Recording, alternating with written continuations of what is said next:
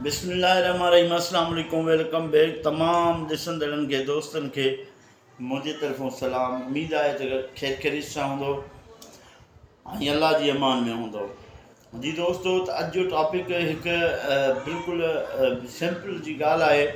उहा ॻाल्हि इहा आहे त यूसी मंगलवारी जी भरिसां जेको डॉक्टर ग़ुलाम मुस्तफ़ा सुहाग साहिबु आहे, उनजी डॉटर जेका धीउ आहे अदी रिहाना सुहाग, उनखे असां बिल्कुलु पीपल पार्टी जी तमामु आला क़यादत खे गुज़ारिश कंदासीं त उनखे टिकट ॾिनी वञे ऐं असांजे इलाइक़े जे लाइ बहितरी सोची वञे। अगरि असांजे इलाइक़े जे लाइ तव्हां बहितरी नथा सोचे सघो ऐं ॿाहिरि जा माण्हू खणी असांजे तालुके ते विछड़ींदो त पोइ उनजो असरु कुझु ख़राबु निकिरंदो। उनजा वोट जेके आहिनि, बेशक पीपल पार्टी हुजे या GDA हुजे, ॿ पार्टियूं आहिनि, लेकिन इहो बि असरु थी सघे थो। मां अव्हांखे वाज़े तौरु ॿुधाईंदो रहां त हिन चकर आवाम अव्हांखे वोट बि न ॾींदी।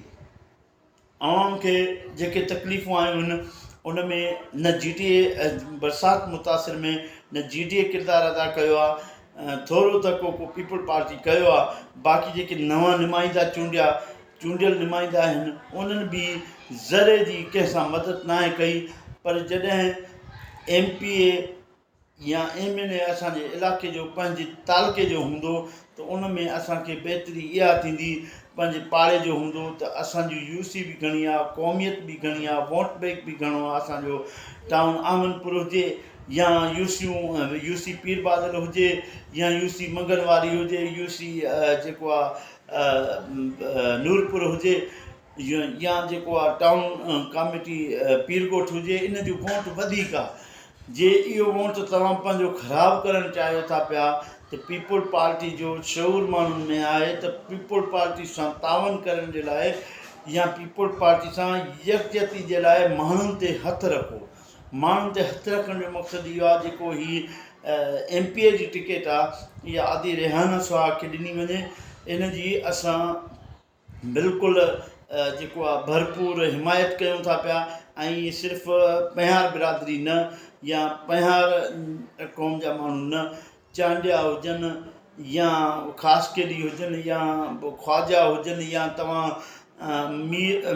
मलाह हुजनि, मेमण हुजनि, कहिड़ी बि क़ौम सां तालुक़ु कांहर हुजनि, कहिड़ी बि क़ौम सां तालुक़ु रखंदड़ हुजनि, मरी बलोच हुजनि, उहे हिन वक़्तु उन माण्हू खे ॾिसणु चाहिनि था। हिकु नओं चहिरो बि हुजे ऐं उन ते एतमाद बि कंदासीं ऐं असांजा कम बि जेके न थियल आहिनि उहे थींदा। बाक़ी जेके पुराणा माण्हू आहिनि, काफ़ी सालनि खां वठी असांजे मथां मुसलित कया विया आहिनि, उन्हनि न असांजो कमु कयो आहे, न असांजे कंहिं ॾुखे वक़्त में आया आहिनि। उन्हनि खे पीपल पार्टी जी क़यादत खे सोचणु, चेयरमैन बिलावल भुट्टे साहिब खे सोचणु खपे त असां पीपल पार्टी जो जेको ख़ैरपुर ज़िलो आहे इहो गढ़ आहे। इन में बादशाही बिल्कुलु GDA जी हलंदी हुई, लेकिन GDA जो कमु, GDA जा जेके वर्कर आहिनि उहे कमज़ोर पाया विया आहिनि, जिन में असां ॾिसूं था पिया न उहा सलाहियत आहे। GDA पार्टी त उहा ई आहे जेका हिते बिल्कुलु लीड सां खटींदी, पर GDA खे नुमाइंदा सुठा पीपल पार्टी जा ॾेई करे अॻिते बि पंहिंजी किरदार में, पंहिंजे इन में जेको वोट बैंक आहे उनखे ज़्यादा कंदो। मुंहिंजी एतिरी ॻाल्हि हुई। इंशाअल्लाह वरी असां ॿीहर इन बारे में वीडियो ठाहींदासीं। मां ख़ैरपुर तालुका किंगरी जी आवाम खे हिकिड़ी गुज़ारिश कंदुमि त तव्हां पंहिंजे पेज ते पंहिंजी फेवरेट MNA MPA, पंहिंजे इलाइक़े जी मददगार हमदर्द MNA MPA जे लाइ बिल्कुलु पोस्टूं रखो।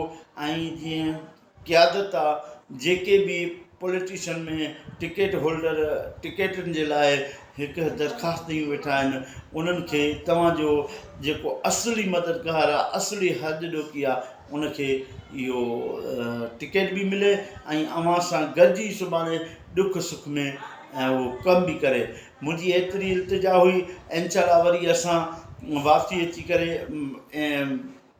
हर ॾींहुं वीडियो बि ठाहींदासीं, अव्हां सां हाल अहिवाल बि वठंदासीं।